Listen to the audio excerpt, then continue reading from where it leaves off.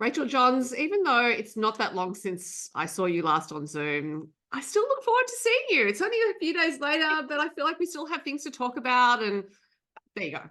I'm happy to see We always have things to talk about, I'm sure, but I you. feel like time is weird at the moment. Like, I don't know if it's because the weather's weird here in WA. I was just telling you before we Yeah. started, it's like 30 degrees here and, it's almost winter. So I don't know if that's making time weird, but I feel like it was ages since I saw you in some ways because actually a lot has happened. Not everything I can talk about, but a lot has happened in the last 2 days. Is So, there anything you're prepared to talk about? um, not really. Yeah, no, not yet. I've just been making a few business changes and that's been a little bit unsettling and now I'm just back into the writing, but all that's happened pretty quickly in the last couple of days. So, Right. yeah. Well, I've been trialing 80s eye makeup for a work conference party that has an 80s theme. And last night when I attempted it, I ended up looking like Sigourney Weaver when she turns into Zool in the original Ghostbusters. And I thought this is kind of okay, but it's not really what I was going for because I'm planning to dress up as Madonna meets Melanie Griffith from I was Working. gonna say, was the original Ghostbusters in the 80s? I think it was, but I don't have. Right? And actually, I had an orange dress because I went to a work Christmas party as Sigourney Yeah. Weaver from Ghostbusters when she turned into Zool, but I let that go. That was years ago. I could have kept it, but I'm more keen on my Madonna meets Melanie Are Griffith you going to outfit. change the makeup then?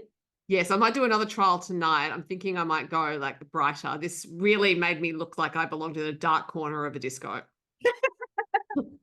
I can't imagine seeing you in the dark corner of this place.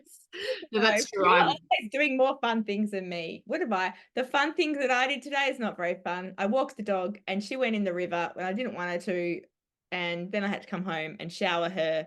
And that was not fun. And now she's wet and tried to jump over me. So yeah, your Who life is wants to so share the much more love? glamorous than mine.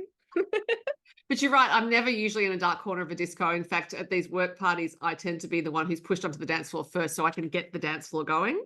Ooh, Yeah, because they're coming out. You love, I you do know. not have any qualms about dancing in front of people, so I'll just do it at the drop of a hat. You definitely should be coming to the Romance Writers Australia.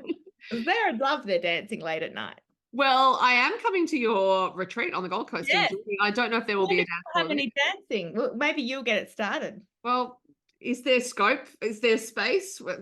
Well, we'll have to think about that. Yeah. Yeah. Because I don't know. It depends on the contract for the but we should get on to talking about what we are actually supposed to be talking about, which is writing. Right? Not dancing? Dancing, Makeup? dancing can involve the subject of this discussion for this episode, which is rejection, because of course you might approach someone to dance with you on a dance floor and And they get reject you. rejected.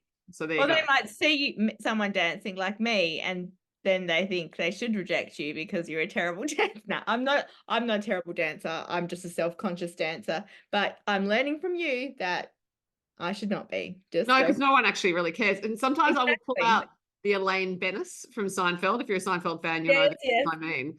And that's look. Usually people know what I'm doing, but if not, I don't care about that either. I just look weird. That's awesome. So yeah, we are going to talk about something I think that is a subject that writers don't necessarily talk about a lot, even though it happens to most of us. If not Um, all of us, actually, I wouldn't oh, mind betting I 100% would of say, published yeah. writers. Yeah. Oh, that's interesting because I do know. So we talk about rejection, as we said, and there are a few people. I think we've said before that I took 15 years to get published, and so in that time, there was a few rejections. Yeah. But there probably are a couple of people I know who literally wrote one book, sent it to one publisher. That publisher bought it. They weren't rejected. But even those people that I know, since they've started their career, they haven't necessarily had a smoother run Yeah. afterwards as they did. But shall we start by talking about our own rejection experiences? And then we thought we might, because we're lucky to have Sophie who has the insight into a little bit more of the industry side of things than all of us writers might have, because Sophie is also works at a publisher. So we might talk about why rejections can happen and a few things. We may even get around to how to handle them, what to do with them. Well, you and I both have separately Mills and Boon rejection stories. So Yeah. many years ago, I was going to say many years ago, it was many years ago, a friend and I decided we would attempt to write a Mills and Boon using a pseudonym, and we would go back and forth between chapters. And it was an experiment. She later went on to become a published young adult author. And of course, I'm now published too, but we were not successful. And Mills and Boon, as you and I have discussed in the Do I past, know this a lot person? harder. Do you reckon? Sorry? Do I know this person? No, you do not. No. I just wondering if she's like published now, and I was like, yeah. Anyway, No, her YA was a few years ago too. I don't think she's writing at the moment. We are out of touch at the moment, not because we wrote a Mills and Boon together, just because life happens. But it is hard to write Mills and Boon successfully because you too have been rejected. And yeah, lots of people. I mean, I think the majority of people, probably even more in Mills and Boon, do people get rejected first times because they are very stringent and specific in terms of what they want in each line. Funny, before, just as a side, a friend of mine and I, we were the ones, we decided also that we were going to write Mills and Boon, which I don't know if I said when we spoke about this, way back at the beginning of the podcast. But yeah, we both decided that that would probably be an easy thing to do. So we'd challenge ourselves. That's why I was asking, because it's funny, you became a publisher and writer still as well, and your friend became a YA writer. The friend who decided that, she was also from uni, and we both did a writing degree. The friend who decided with me that we would write a Mills and Boon, I think she wrote one chapter and never, and gave up. Oh, Whereas I threw my heart and soul into it. It became my whole identity for a number of years, I think. And but yeah, I did get rejections. So the first rejections, and I think that's the thing probably about rejections, and you would know this more than me, is that it's like all rejections are not equal, right? true. Some rejections are flat out like just form rejection, I suppose, is what is that still the term, a form rejection? So I don't really use that, but it's a good descriptor for what happens, which is that there are standard phrases that will be used by agents and publishers, and they're not unrelated to the truth. It's just that we have to something because there are so many submissions. I won't mention the publisher, or but I can read a standard pretty much. This is what I'd say is a form rejection. I went through my emails. Now, some of my rejections are before email because, yes, I am that old, even though sometimes people are like, oh, you're too young to have written that many books and have, adult kids. No, I'm that old. So they were before they were paper, and I don't have them. But so they were my real form rejections, I think, way back when I had no idea really anything about writing books or story. And I was like, they probably read a paragraph and were like, what? This is just not, this isn't even a book or a story.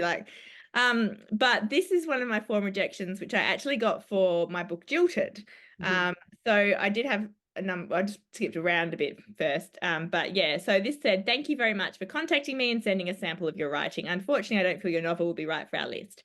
Please keep in mind that every publisher is looking for something that suits their own distinctive list. So what isn't suitable for us might be snapped up by another publisher. I wish you all your best. It's very standard. It doesn't tell me anything really good about my writing. It doesn't tell me much about why they didn't want it either, just that it's not for us. And I know that's quite a frustrating thing to get for a lot of people. But so maybe hold on to that thought, I reckon, that what do you do with that kind of rejection? But the other rejections I've had were from Mills and Boon, and they started pretty standard too. But then the more I progressed, like a lot of people, I think, possibly even more than general publishing, I kind of think it's like expected that you're just going to get a rejection the first time, and the more you try to write Mills and Boon, the more closer you'll get, and that the editors start to get to know you. That certainly was what happened to me. And then you kind of build a little bit of a relationship with people, and they're prepared to, they start giving you more feedback also because it's hopefully getting a little bit better. So I'm happy to read a Mills and Boon rejection that was quite good, just to sort of show the differences. Do you think we should? Okay. Well, yeah, if you're willing to, absolutely. Yeah. So I haven't read this album for a while, but I know I just skim read it quickly beforehand, so I know there's a little bit of information. Interestingly, this book did get then snapped up by a digital publisher. Right. So although it was rejected by Mills Boon, yeah, it did get accepted eventually. Hi, Rachel. Thanks so much for sending One Rogue, One Damsel. I really like that title. I've forgotten about it completely. So obviously that's not what the eventual book ended up being called. No, it didn't. And your patience in awaiting response. There were some strong elements to this partial, the dramatic paparazzi field opening in particular, but overall there was a feeling that it lacked originality and spark, that we're looking for in our authors. Holly staying with Nate felt contrived. Their sensual attraction felt rather immediate and cliched. More dialogue would have worked to show the reader their spark rather than telling us, and neither character felt truly cohesive. Rachel, because we don't see the sustained and believable characterization in this partial, it never felt like a conflict developed between Holly and Nate that was derived from their intrinsic personalities. Instead, they are thrown together by a series of plot devices, and their emotional conflicts are circumstantial, i.e. her sister's death, and never fully explored as intrinsic emotional factors in their personalities which might keep them apart. Our advice, therefore, would be to put this story to one side for now and focus on something new. Looking back at your previous submissions, it seems that the same problems are occurring. And we would advise you to focus on the following areas: avoiding the trap of cliche by developing strong, empathetic characters that the reader can instantly identify with, and creating sustainable, believable internal conflicts that drive the story forward. Rachel, we're sorry to disappoint you on this occasion. We would be happy to see more submissions from you, bearing in mind the points made above and all of the information in the attached tutorials. See, please take some time and work on sufficiently developing your characters, their conflicts and emotions, rather than feeling you need to hit too many plot points that you may have read before. This is how your writing will shine. Please submit future submissions to blah, blah, blah. Actually, that I think was my very final rejection with Mills Boon, because it said please submit future ones to submissions, or was it maybe not? Anyway, there was quite a lot of information in there, right? And they actually took the time to give me some feedback. And from what I've gained over my years is if they saw absolutely no potential at all in my writing, and they wouldn't have bothered doing that. They would just have given this. So I think what we were going to say is that there is, all rejections aren't equal. Yeah. That is a really great rejection letter because of the amount of detail. And I was so interested that she said something about intrinsic to their personalities, like the conflict being set up. Yeah. How the characters' personalities were developed, which is really interesting technical feedback. Yeah, exactly. And it's so funny because I have taken that technical feedback on board, particularly a few things. One word that sticks with me often in my writing is it contrived? Right. But I read so many contrivances in other people's writing, and sometimes it annoys me, sometimes it doesn't. So it's all in the execution, really, in the end. So when you received those Mills Boon rejections, clearly you were not put off because here you are many, many books later. But do you feel like it got a little easier each time because you started to feel like it was feedback that was helping you become a better writer? Yes and no, because I think a lot of the time I would think that I was like, I wouldn't necessarily sound terrible and I wouldn't always agree with what, like I think, and maybe that now in hindsight is that we are so close to our own work. So it's not that I thought it was amazing and that why were they rejecting my, brilliant stuff. I thought probably I don't think it's any better or worse than a lot of the other stuff that I read in that genre. So I was really confused and kind of a little bit disheartened because I'm like, that probably wasn't my last rejection, I remember, because the last one said something like it wasn't sensual enough for one of their lines. So I put ice cream sex, and I think I mentioned this before. And I felt like, what more can I do? I've been studying my craft. Sophie's losing it. Sophie's losing it for everyone who's not watching. But I was like, what more can I do? And I think my characters are real. I think they are, and so I guess it's still stuck on the ice cream sex. Well, that's just the way you kind of casually mentioned, I put in ice cream sex and Well, I was like, what more can I do? But yeah, so I think in some ways you should be encouraged by getting rejections like that, because yes, yeah, you should. Obviously no rejection is fun. And we all want that email that says, hey, we loved your book and we'd like to offer you a contract. But yeah, if you give up at any of those rejection points, like you can, like I could have given up on the first form rejection because luckily I didn't know as much back then, and I didn't know that that was a pretty crap rejection, as bad as they kind of get. But I think even if you are getting those form rejections, like you've got a choice. You can give up or you can decide not to. Now, as a publisher, how much effort do you put into, like, I guess we'll talk about the whys of rejection. And I would say some of my rejections have all these different reasons for whys.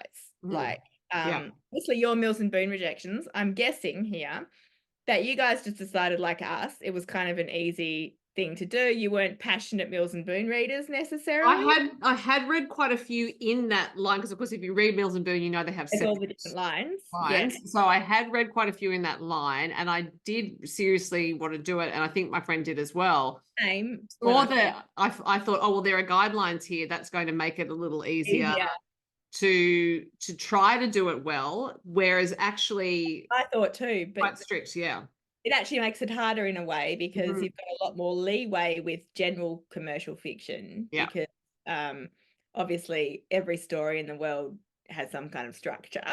And you do have to do certain things in all books to get the reader in, but it's very much more specific. I want to say it's not as specific in Mills Boon as a lot of people will believe. Like a lot of people say, oh, there's this guide you get and it says you have to have the first kiss on page, Oh yeah, no, it's not that. and it must be and so let's just put that out there that is not true. That we wasn't say there's rejections before you're published, right? Should we talk about them separately, and then maybe talk about after? So do you want to talk about, as a publisher, the reasons why people might get rejected before they've been published? Yeah, I think it might be a good time to talk about that before we move on to other sorts of rejections and how to handle rejection as a writer. And the line about a manuscript not being right for our list isn't untrue, because sometimes we do have to reject something we really like and think we might be able to publish, but it's either the case that the publishing company we're working for doesn't publish that sort of book, or we have an author with something similar. Now that can happen more than writers think. Yes, can I tell my story now? Because it was an idea that was rejected later, but it's because of that. So I think it ties in nicely with you. So my second, I wrote Jilted, which was my first print contract in Australia, and then when that came out, I got offered I'd already written the second book while in the time between getting signed and the book coming out. And I'd submitted to them to that not long before Jilted came out. And so they had that. And then when Jilted came out, they offered me a contract for that book, which was Mandrout, my second rural romance. And they also offered me a 2-book deal at that stage. And I was over the moon because, gone from 15 years of rejections to suddenly they've offered me 1 book, but not 1 book, but 2. And I don't even have an idea for the second one yet. Like I hadn't submitted anything. They were just buying it on, the strength of the first 2. And so that was great. And I had been thinking about my next book because, I'd finished writing Mandrout and I was working out what I was going to write next. And we lived in Goomalling, and I worked in we owned an IGA, little IGA that was also newsagents, and I did the magazines every week, the returns. If anyone's ever worked in a news agency, you just rip the covers off and you return all the covers and you keep the magazines. And I used to flick through them, and that's where I often got ideas for, stories and stuff. I think magazines, newspapers, we've talked before, are great for giving you story ideas. And there was this book or magazine called Trucking Life that I just used to think, all right, well, because I was in the early days of rural romance, which is why some of my rejections for Jilted, as we said earlier before we came on, probably happened, because like that book, that form rejection I read earlier was for Jilted, and it's probably that the majority of publishers in Australia just didn't know what to do with a romance sort of rural novel at that stage. But I was thinking about it. So yeah, anyway, I decided that I wanted to write this single mum trucky heroine because I thought that was a bit different. And I had this idea that the the single mum would be like, you know, driving back and forth across Australia with her her 5-year-old daughter, you know, in the cab kind of thing, and they'd meet this guy, you know, and anyway, so that was the story basically. Single mum, trucky heroine, and there was a young daughter, and she had imaginary friends, which was going to be linked to something. Anyway, I thought it was great. I was so excited about it, and I came up with, you know, the plot out, like, kind of not as much as I do an outline. I sent it off to my publisher, and she replied almost immediately and said, "Absolutely love it. Sounds fantastic. But do you think you could make her not a single mum and not a truckie?" Which is basically, I was like, that's literally the whole book. Yeah, yeah. And so I was like, because, and this is why I interrupted you. She said, because we have just signed a new author, a debut author, and her book is about a single mum who's a trucky heroine. Yeah, right. And that was Trisha Stringer. We've talked about this before. Her book, Queen of the Road. Right. Great title. And I just always think about the fact that had I told my publisher, because I was already in the publishing house, I already had, you know, a deal and stuff. Had I told the publisher a month or so earlier, I have this idea for a single mum trucky heroine story, she would have said, yeah, sounds great, go ahead, write it. Yeah. And then when she read Trisha Stringer's submission, she would have been like, sorry, that doesn't meet our, you know, Trisha would probably have got a form rejection saying it's not right for us at the moment. Yeah. Trisha would never have known until my book came out, and she's like, hey, did they give that idea to, you know, because that's what I think some people worry about, and that's not true, right? Yeah, they do. Some authors do think that's happened, that a publisher has taken their idea and given it to another author. But as previously mentioned, I think there's no reason why we would do that, because because we are the manuscript sitting right there. Why would we take an idea and give it to someone else, apart from which it's that author's copyright if they've written the manuscript or that idea. But yeah, it can just be the case that certain types of stories start coming through, which is why I say that authors are the ones who set trends, not publishers, and not readers necessarily. We start to see some stories coming through from authors that sometimes have a similar vein. You think, what is going on here? Out there in the zeitgeist that is making people write about this, and then it will move on to something else. It's just one of those unusual things that can happen, and maybe it's related to Elizabeth Gilbert's thing about ideas floating around in the ether, and maybe certain authors are plucking the same idea at the same time and doing something with it. Who knows? It just happens, but it does happen. And no, publishers are not, you know, going to do that. So that is just something to get out there, and also to think, so I always think that Trisha would not have known why. She probably wouldn't have got feedback. She may have been told you can submit something else or whatever. But so that's the thing, you never know. That is one of the reasons, I suppose, you can get rejected, right? Because there's already the publisher. There's already something, and we're not going to tell you that in our rejection. Why not? Well, because it's going to tip you off that there's another book out there that might be similar, and that author who's submitted and been rejected might start saying, well, hang on, you've stolen my idea, when it's not the case. There happens to have been a simultaneous submission. I wouldn't mind betting it's happening a lot with crime novels at the moment, because there are so many people writing crime, and there are a lot of crime novels out there. It's entirely plausible that someone is writing something with a similar kind of hero or heroine or detective or whatever it is, or villain to the idea, like, because I think often with crime, the idea does come from an actual case, right? And that's out there for everyone to see. That's right. So that's the first reason why you might get. That is a reason, and it's a true reason. And we're not going to necessarily tell you that, although I would tell an agent that. So that's the difference. So if an agent had submitted something that was similar to something I had on my list, I would say, look, this is great, and I wish I could take it further. However, I do have something similar coming up on the list. But that's because I'm used to working with the agent. There's someone I know. They're not going to turn around and say you're lying to me or whatever. And tell the person, or that's up to them. It's up to them, their client. Yeah. Because just because we have it doesn't mean that you can't have two similar things. We just be kind of competing against your own, like your own books competing against your own books. That's why we can't take on a second author like that. So other forms of rejection, and the most common form of rejection is that the manuscript just isn't any good. And before that is that the submission itself is not any good. Now, I go on and on and on. I teach workshops about this. I've got a long video on YouTube, sorry, not YouTube, TikTok, about submission letters and how to write them, because the majority of submissions that come in say something like, here's my manuscript. Now, I happened to upon a TikTok from an English agent who said the same thing. She basically said she rejects so many submissions because they just say, here's my manuscript.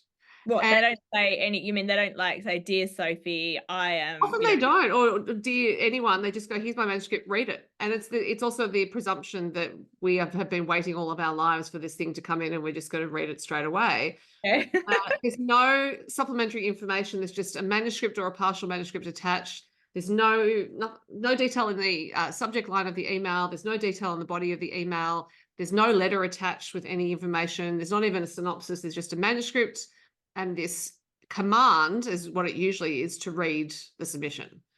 Jeez, and rude. obviously, sorry, I can't even believe it, but I can believe it. I look at our submissions inbox and it was the same when I was an agent. It is the same now. That's the majority of submissions. So one tip would be to be actually polite and just write an email. As a base level, be polite, be professional. Yeah, polite and professional. Yeah, this is a so like, would you? I want to know though. Like, would you immediately just discard that, or would you look at it still because you think, well, this person might not know how to be professional, but they might have written this amazing But I don't want to deal with them. We don't want to deal with them. Yeah. So that's the answer. Yeah. Okay. Yeah. Because it is the start of a business relationship. This is, as I've said before, this is. So you really don't care about losing something that could be the next big thing. If they were that great a writer, the email simply wouldn't look like that. There is I have never, ever seen a bad email and a great manuscript. That's so interesting. Yeah. Okay. So one of the things is your book or even your email is not good enough. That's the hard truth, isn't it, as well? Because I think so many people don't want to hear that. It's so easy to send a submission by email these days. And so what happens is just people just send it off. But what they don't think about is that there are so many other people who are doing just that, just hitting send on something, usually hitting send on a manuscript that is far too green to be seen or has no business being seen ever at all, because it's just not anything that's publishable. So everyone's sending in these things with a subject line that says submission or manuscript or whatever it is. They're sending an email that says, read my manuscript. No, please, no, thank you, no, hello, no, goodbye. So therefore, the writers who want to stand out don't have to vault over that high bar. It's really just be polite and be professional. And as you would expect someone to be to you, as you would expect us to be to you if we want to go into business with you, which is what this would be. A sidetrack question, and this is possibly different for all agents and publishers. But how long do you think, how much do you have to read, apart from the email? Let's take the email out of it. How much do you have to read of a manuscript before you can immediately know that, it's just definitely not going to be? Well, it's the same as anyone picking up a book in a bookshop, and you think how long you would give a book in a bookshop if you were you probably read it looking at the first page and making a decision. Yeah. So we can, and I'm being brutally honest, but I've now seen other publishing professionals on the internets admitting to this as well. It's a lot faster than most people would think. But that's because readers of finished books, of published books, don't give it that much time either. Now, that doesn't mean necessarily that the manuscript is bad. It can just mean that I'm looking at something and I immediately know it's not for me or it's not for us. It's not not worth wasting either of your time. Yeah, so I could think, oh yeah, this person's got some talent, but I can tell this is not going anywhere. If I think the writer has talent and skill and I'm reading that first page, I will read a bit further. But to be frank, most submissions are in such a bad state, there is no point reading any further, and nor do I owe the writers of those manuscripts any more time than I'm already giving them. If they have submitted something that is simply not ready to be seen, then why should I spend any time on it? It's not a charity. Guidelines? Is there submission? I mean, a lot of publishers have submission guidelines on their website that says you need to send a synopsis and the first 3 chapters. People ignore them. So if I submit something to you and I don't know what Hachette says, but say Hachette says let's do a pretend publisher. Yeah. They say this pretend publisher that you work for, Sophie, I have to send a 3-page outline and 20 pages. If I send you a 1-page or a blurb rather than the outline, and I send you 50 pages, is that immediately going to turn you off? It's not immediately going to turn me off because you have sent me some material to look at, and some people have prepared those materials and they're sending them to a whole lot of different agents and publishers. And I completely understand that the submission guidelines vary across agents and publishers. Yep. So we're asking for one set of material, someone else is going to ask for something different. I understand if an author really does not want to remake their materials over and over again for different publishers. So if you happen to send me enough that I can have a look at, sure, that's fine. It's when they just don't send at all. Yeah. Anything that we've asked for. And there are some people who will in their email say, oh, I saw your submission guidelines, but I don't think they apply to me. Yeah. Oh my God. That is insane. So we've got so far now, the reasons being you might get rejected is sometimes there's something similar on the publisher's list kind of thing. It's just not good enough. That's the most common reason. It's not good enough. Yeah. And when you say like just not good enough, can you give any more like insight into what's wrong with it? Like, or is it Some of them are just not manuscripts at all. You know what I mean? They're just, it's just screeds of writing on a you often page. see like, because I feel like now a lot of people are in a lot more of a rush. Well, patience is the enemy of every submission. I was going to say, probably we were always in a rush, but we didn't have all the choices available to us. Yeah. These days, if you don't like my manuscript, I can just go and do something else with it. I can publish it myself on Kindle, which it may be really good. You might not have liked it because it's just not for you, and I can publish it and it's really good and it's great. But I think the majority of people these days, it's a bit like you always saying the ego and the essence. I think ego takes over a lot more these days than I feel like it used to. And it's like nobody is prepared, or not nobody, but a lot of people are not prepared to put in the hard yards and, you know, do their 10,000 hours or whatever. So I'm guessing you're seeing a lot of very first manuscripts, first drafts.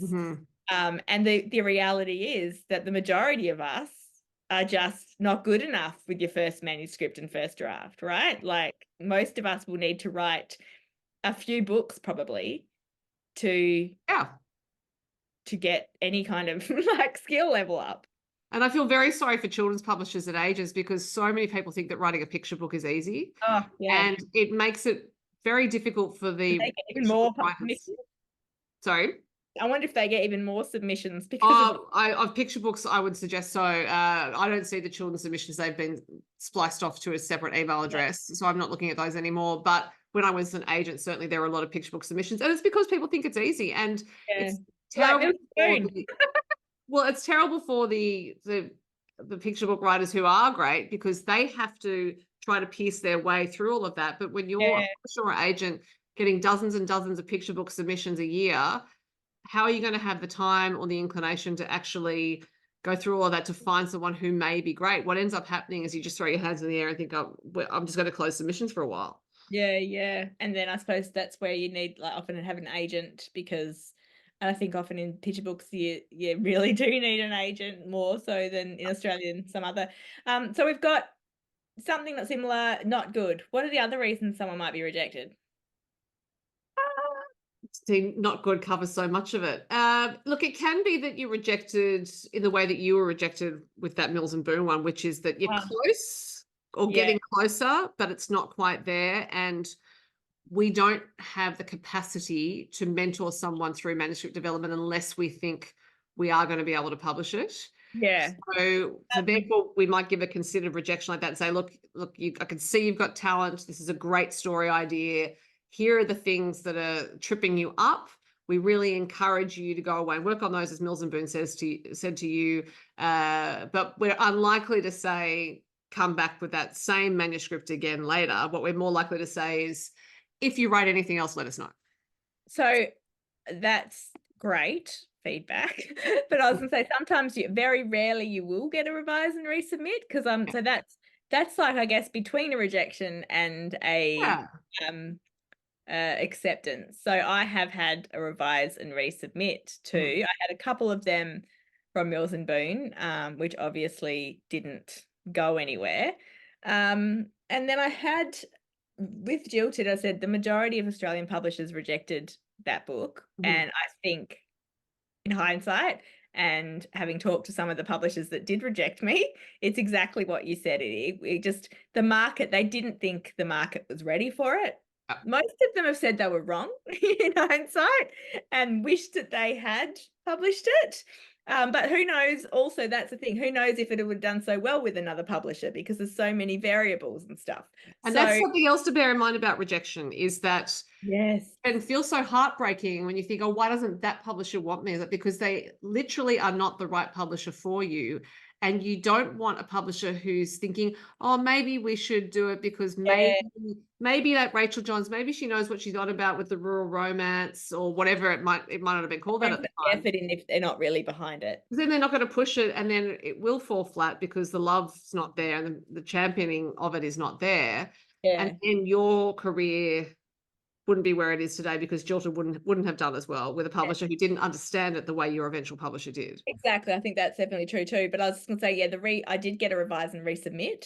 I won't mention publishers' names, but one of the Australian publishers said they really, really loved Jilted. But, and again, I think this is showing that publishing in general in Australia at that time, that the publishers weren't in the know about romance. So they weren't publishing romance, really. They definitely weren't reading a lot of romance themselves, I say.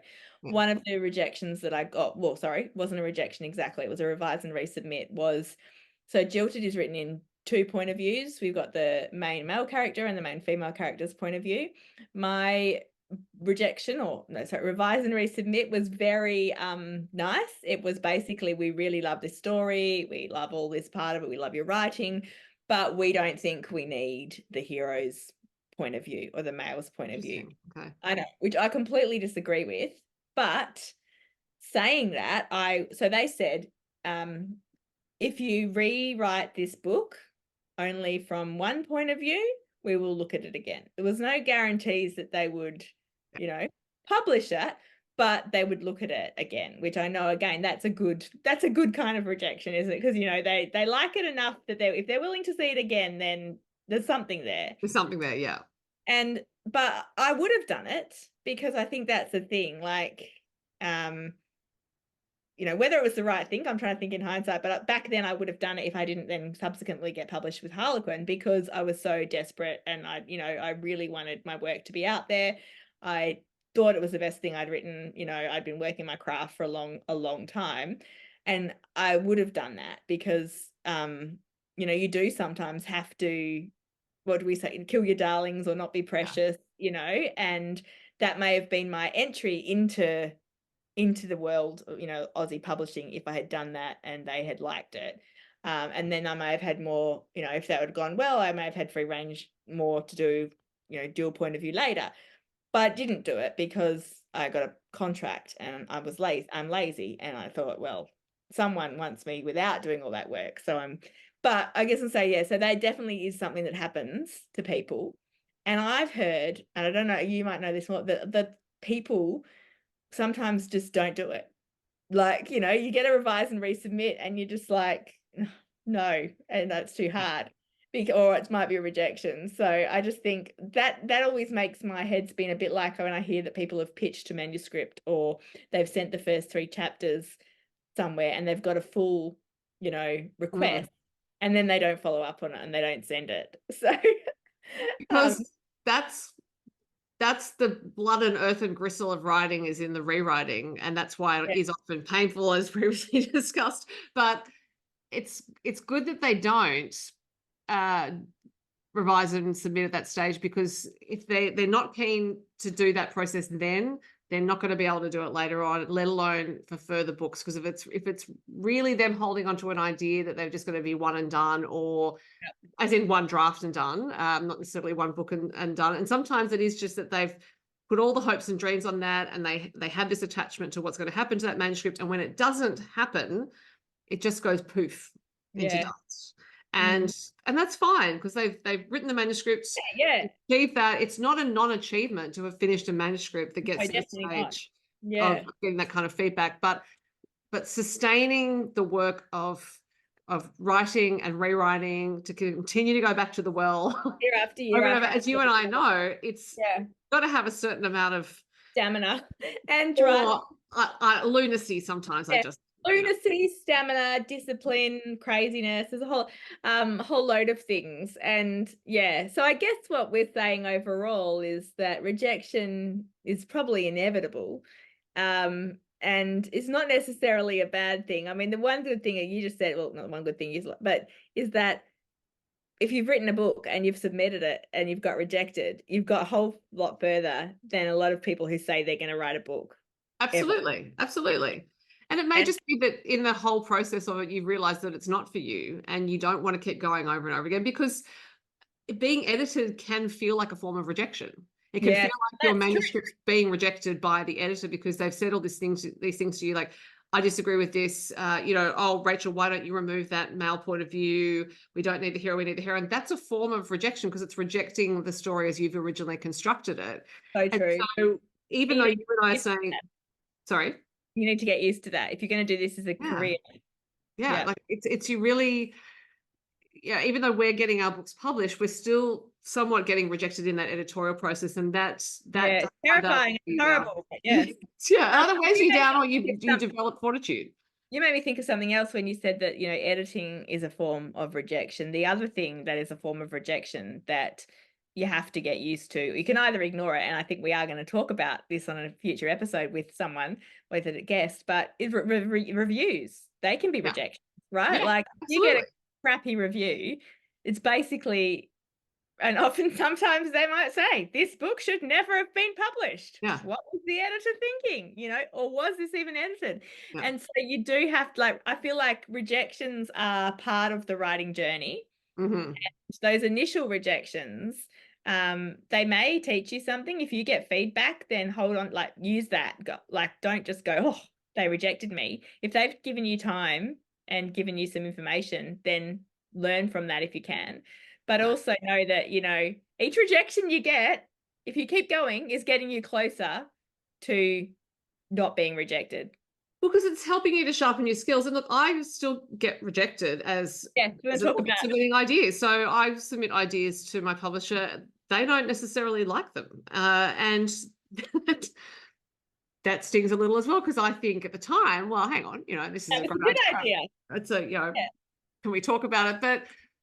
But I also am not attached to the ideas I come up with. And I think this is part of how you respond to rejection. Now, if you're really, really attached to the one manuscript that you've been working on for years and you don't have any other ideas, that rejection, if that manuscript's rejected, that's really going to hurt, because you do not have anything else to be going on with. In fact, you haven't had anything else to be going on with while you've had your manuscript out on submission.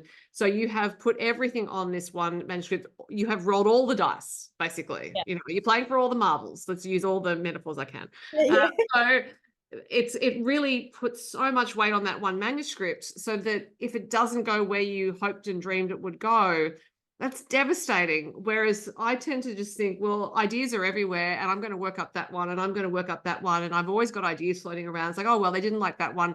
I get annoyed more than feeling like I've been rejected. I feel like, oh, come on, I think that's quite a good idea. But I think, oh, well, I'll just go and find another one.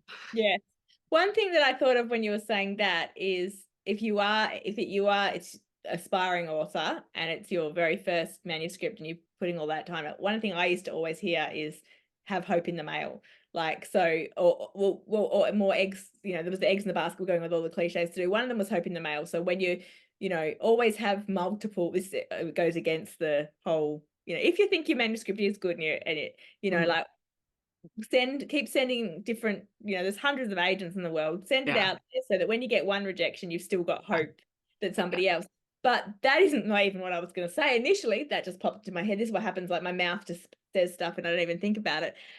But that is true to one extent, if even though sometimes they're saying, if your book's crap, then it's going to be rejected by everyone. So that could, but what I'm saying is, so there's having the hope in the mail is don't give up and keep getting things. But the other thing is exactly what you said.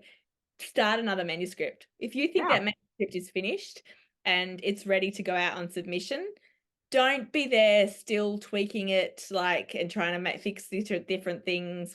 If you've already sent it out, sort of forget it, leave it, let it go. It can take, 6 weeks to 6 months to hear back from someone. In that time, there's enough time to have started on another manuscript. And that means that when you get a rejection, if you get a rejection for that first manuscript, then it's not as hard because you've already got, you've kind of moved on already and you're already into your next one. So you're like, oh, well, they didn't like this one, but maybe this one is better. But then if the flip side of that is if they do love it, they'll be much happier that you've got something else, Absolutely. And I think it comes down to your self-conception as I was going to say self-conception as a writer. It comes down to your idea of what you're actually doing. So you and I might think of ourselves as either storytellers or writers, which means we just keep doing it. If you're thinking of yourself as a published author, like if that is the label you want to attach, if your ego is attached to becoming published with this one manuscript, then that's when you have that one thing that you're sending out and the rejection is really, really going to hurt. Whereas if you think of yourself as a writer, well, you can write a whole lot of different things. If you think of yourself as a storyteller, you can tell a lot of different stories. The train just keeps rolling on, Yeah. Okay, well, that's out there. All right, on I go. There's something else. What else is around? Yeah.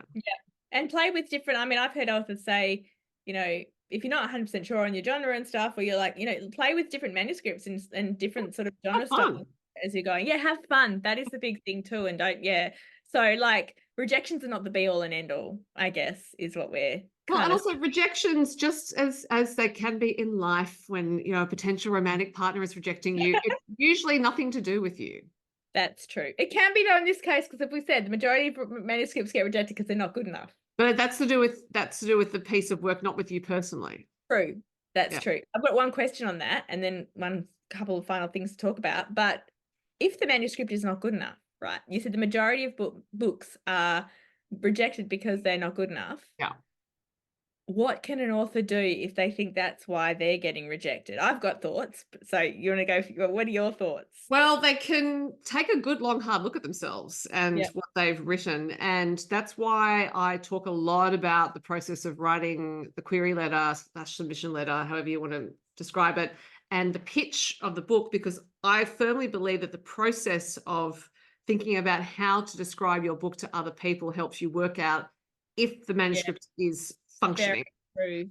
Because the exercise of going through it and trying to talk about it or try to write that pitch, and a lot of writers I know get very irritated at having to do it. They think, why should I have to do this? Why can't I just write the manuscript? Why do I have to describe it to someone else? Why do I have to write a synopsis? Put my hand up. I have it.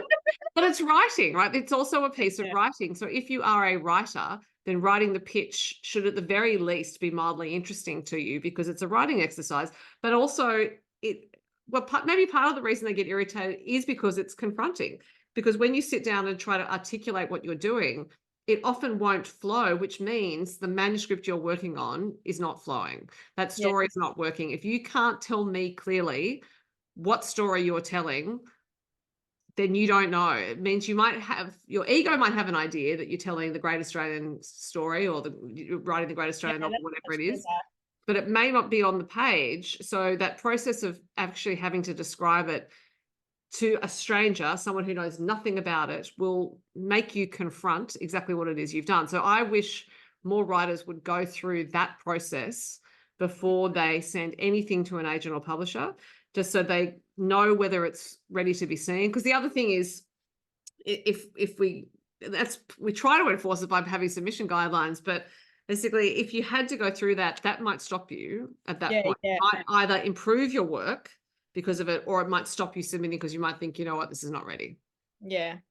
And I would also say, if you think that's what's going on, then go back to the basics. Make sure, read books that you really love and find what compare them to yours. Like, did you say that recently? Was it you or someone? No, it was someone I heard in a podcast. They said, sometimes, I think it was Charlotte Wood. I know, talk about sometimes she'll be like sitting and something's not working, or she'll read her book kind of thing, or her page, and just go, it's not working, but kind of.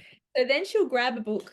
Like, she has a couple of books on her desk that are like her, and I heard another author say that she does this too, like has some really books that are like her favorites to flick through sometimes. But she'll have a couple of like really amazing authors, her favorite author books, and she'll open a scene and like, why is that working and mine is not working? So I would say get analytical a bit. Make sure you know, it's easy to say go do a course and learn the basics or whatever, but you probably, you know, like it's sometimes it's just reading lots and taking time away from your work. Like maybe you've submitted it too quickly, as we've said. So yeah, again, don't rush. Before we finish up, which I've got to go cook dinner soon.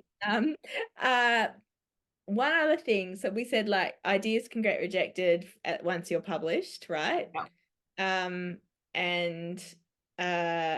obviously manuscripts can get rejected. Yeah. And I'm just looking at our list, Rach. That's why I put my glasses on. I was going to say, yeah, like, I've even heard of, and I know Sally Hepworth has talked about this in other podcasts and stuff. So she wrote a full manuscript, it was approved, the idea was approved, it was contracted, and then it was rejected.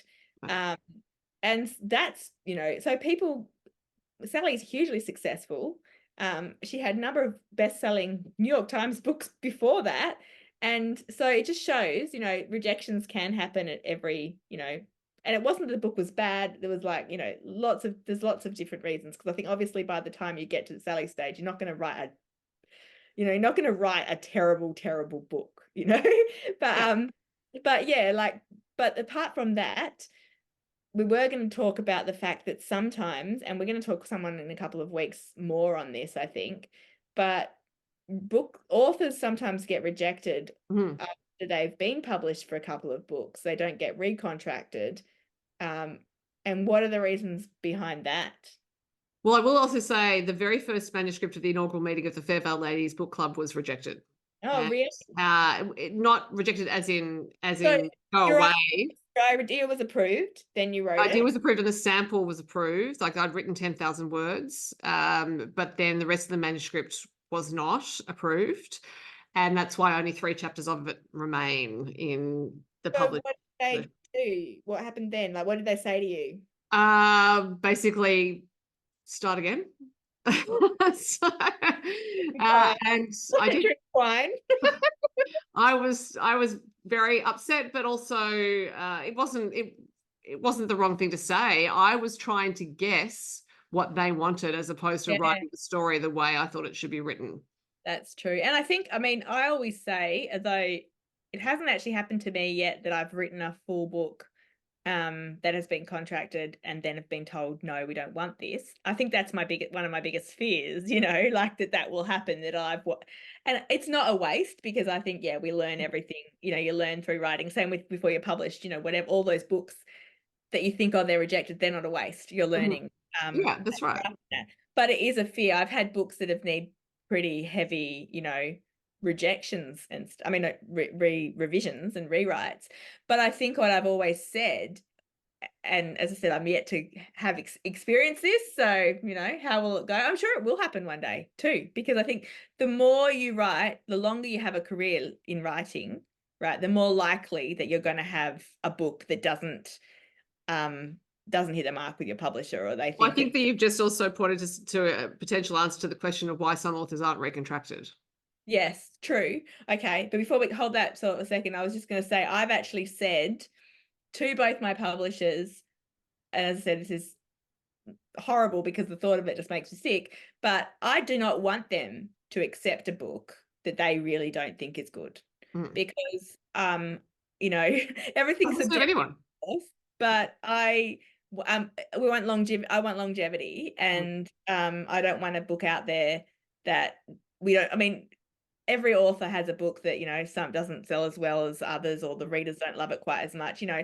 But I don't want a book out there that it's a bit like what you said earlier, you know, that you need that champion in the house, and if they don't love it, then if your publisher doesn't love it and doesn't think it's working, then I really don't want it out there. So as hard as rejections are, it's meaning that you're not having, you know, in the case of all those books that aren't good enough, it means that you're not going to stop your chances. You know, that book's not going to get out there. It's not going to be trashed. It's not going to not sell well. And that leads into, I suppose, why sometimes people aren't recontracted, and why you probably do want your best foot forward to start with, because it's a tough world out here. Yeah, and sometimes authors are, well, a lot of the time when an author's not recontracted, it's because the sales are declining. Now, they can decline because necessarily. Sorry, what was that? Not necessarily because the book was bad. That's right. And it can be because they're writing things that are too similar to each other, and the audience, the readers, are tiring of it. So they Like keep thinking of market it as a flooded? similar thing.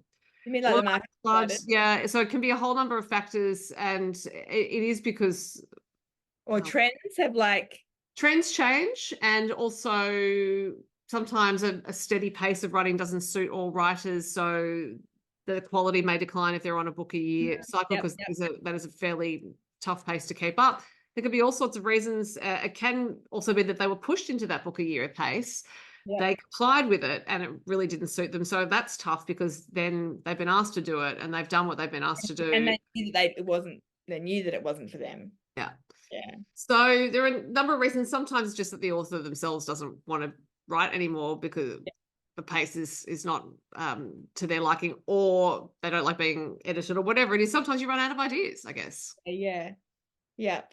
So there can be any number of reasons, and none of them are going to be that much fun, I guess. Changing trends is something that no one can control, and of course no one can foresee. And I do really feel for novelists in particular who may fall victim to a trend changing when they've been investing a lot of time and energy into developing a particular type of fiction, and then suddenly there's no market for it because everyone's gone off in a different direction. Yeah. I guess Nothing then you anyone have can to do. decide whether you want to switch genres, try and reinvent yourself, or whether you want to keep flogging the horse and Yeah. sell less maybe, or self-publish, because so I know a lot of authors who have decided to indie publish right off the bat. Mhm. That's sometimes, as I said, that could be any of those reasons for rather than rejected. So it's not always a good thing. But then I know plenty of self-published authors who have done it because they have good like that, so they have good reviews, they have a strong readership, but the sales are declining in the traditional publishing market, and they've decided to keep going with that. So there's all these different ways, or you can just give up. Like there's so many ways to Yeah. respond to all kinds of rejection, isn't And there? traditional publishing is still about the distribution of physical copies of books in the main. Of course, there are ebooks and audiobooks as well.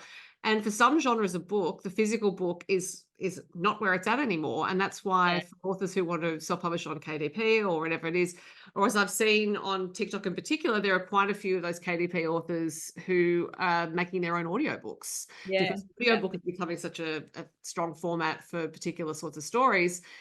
And that's not something that a traditional publisher is likely to do. They're not likely to throw most of their resources into an audiobook for something, because the Yeah. print book is still the focus, because that's what the business is built around. And so that Yeah. could be a reason why an author's not recontracted as well, is that they, yes, may think, you know what, for where my readers are, I want to take things in a certain direction, and that Yeah. traditional publisher can't go with me. And that also might be why people are rejected in the first place too, because it may be a mark, like that's why you need to research and really work out, which publisher is right for you. Because if you're writing in a genre that currently is very much digital or audio and stuff, the traditional publisher is not going to probably want to Not invest at the in. moment. It might change It because might change, yeah. yeah, But these are like, big ships to turn around.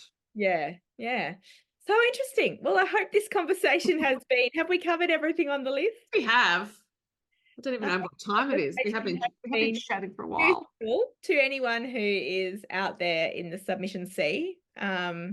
You're not alone. That's not always a good thing. There's lots of other people out there, but it's also a good thing because it means a lot of people have done that, been there before you, and have success stories to tell. And I heard someone say recently, why not me? Like a lot of people. Absolutely. And look, I do not want to be in the business of discouraging people, because I dream of there being a super flourishing Australian industry which is knocking foreigners off the perch, if you know what I mean. Hey. I dream of it for Australian country music. So this is part of the bigger project for me, is Australian stories. And I hope that by talking about these parts of the industry, it actually will spur some people on to keep working, because we do, as an industry, as a reader, I want your stories.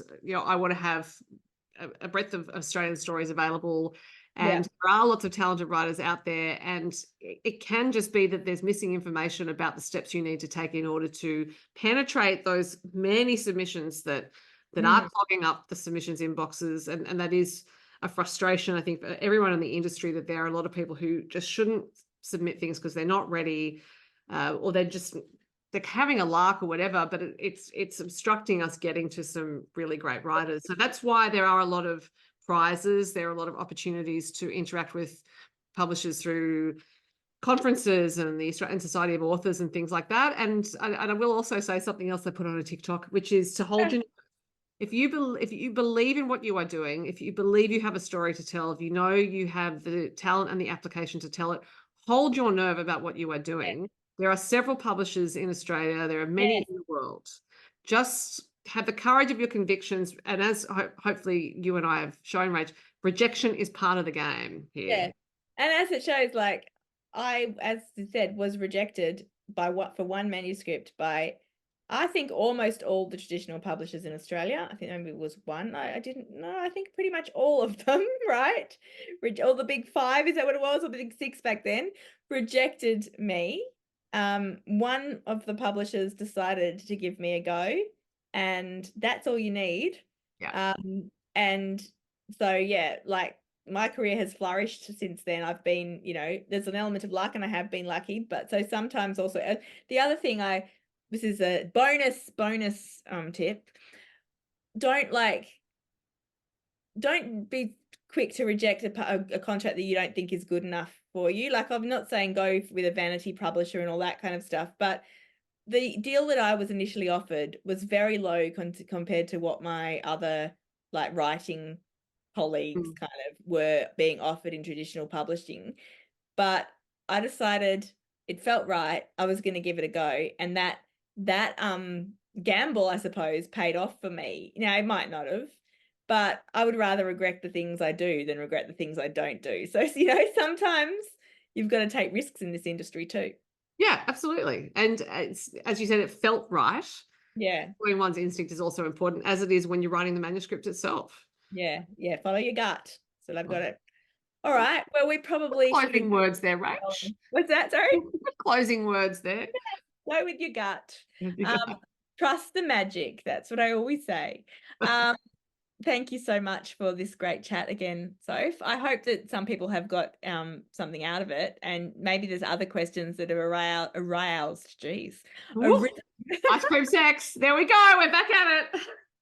Arisen in our conversation. And if you have anything you want to ask us, particularly, I've just loved being able to pick Sophie's brain because she's got so many different strengths, having been an agent, a publisher, and a writer. So if you want to join me in picking her brain or asking me something that I might have a vague idea about, then email us. What's the email, Soph? Sophie at sophie-green-author.com. Or you can find us on Instagram. We will accept DMs about these things. Yeah, we're not too precious. Yeah, I'm getting a bit lax, So thank you for everyone for listening. And we'll see you next time. Or you'll hear us next time. Bye.